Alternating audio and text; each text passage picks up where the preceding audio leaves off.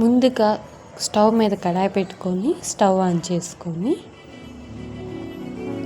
కడాయి heat అయ్యాక తగినంత water పోసుకొని వాటర్ బాయిల్ అయ్యాక కొంచెం సాల్ట్ వేసుకోవాలి తగినంత. ఇప్పుడు వాటర్ బాయిల్ అయ్యేటప్పుడు మక్రోన్స్ వేసుకోవాలి.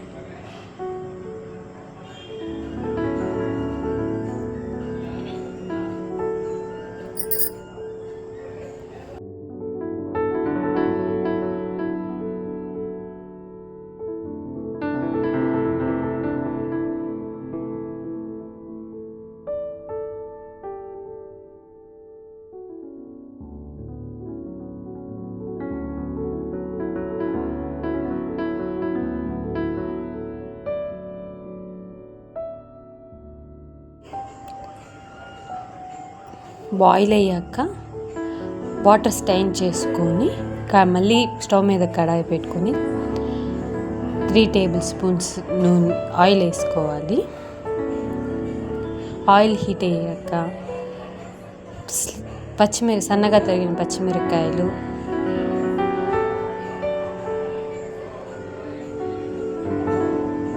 పొడుగ్గా తరిగిన ఆనియన్స్ వేసుకొని ఆనియన్స్ గోల్డెన్ బ్రౌన్ కలర్ వచ్చేదాకా ఫ్రై చేసుకోవాలి.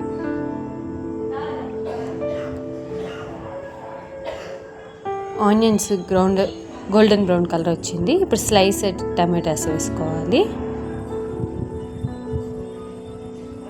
అలా పక్కన మాత్రం వేయకూడదు.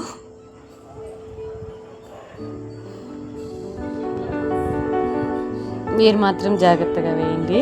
నేను కిందంతా వేసేసాను, కానీ మీరు అలా వేయకండి. టమాటాలు మగ్గనిచ్చాక కొంచెం పసుపు పొడి, చిటికెడు సరిపడినంత వేసుకోవచ్చు.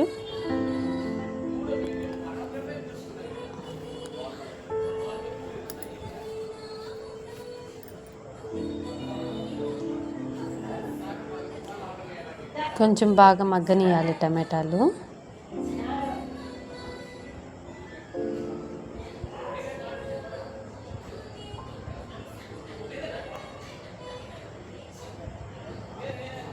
నేను నార్మల్గా మ్యాక్రోన్స్ చేశాను, కానీ కొంచెం ఇది వేరే స్టైల్లో ట్రై చేశాను.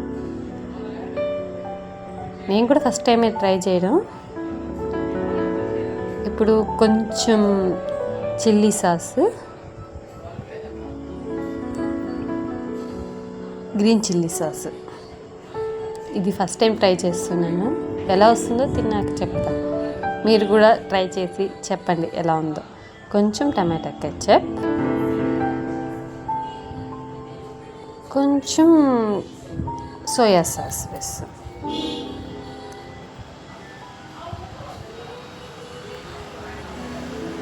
బాగా ఫ్రై చేసుకొని నేను ఇందులో అల్లం వెల్లుల్లి పేస్ట్ మర్చిపోయాను. మీరు మాత్రం వేసుకొని టేస్ట్ బాగుంటుంది. నేను మర్చిపోయాను. కొంచెం సాల్ట్ ఆల్రెడీ బాయిల్ చేసిన దాంట్లో వేస్తుంటాం కాబట్టి దీంట్లో కొంచెంగా వేసుకుంటే సరిపోతుంది. చాట్ మసాలా ఉంటే కూడా కొంచెం వేసాను. ఇదే ఫస్ట్ టైం ఇలా ట్రై చేయడము. నాకైతే కొంచెం టేస్ట్ నచ్చింది, బాగానే ఉంది. మీరు కూడా ట్రై చేయొచ్చు. పిల్లలకి పెట్టే పని అయితే సాసెస్ స్కిప్ చేసేయండి. నార్మల్గా ఫ్రై చేసుకుంటేనే మ్యాక్రోన్స్ బాగా వస్తాయి.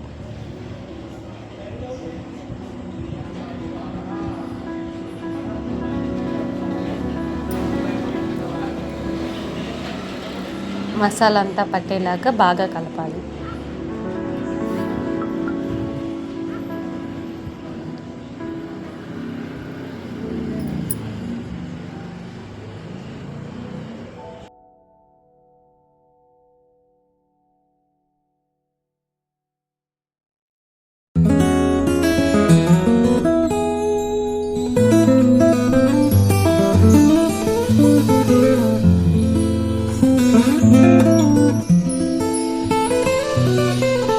బాగా కలిపాక మూత పెట్టి 5 నిమిషాలు మగ్గనిస్తాను.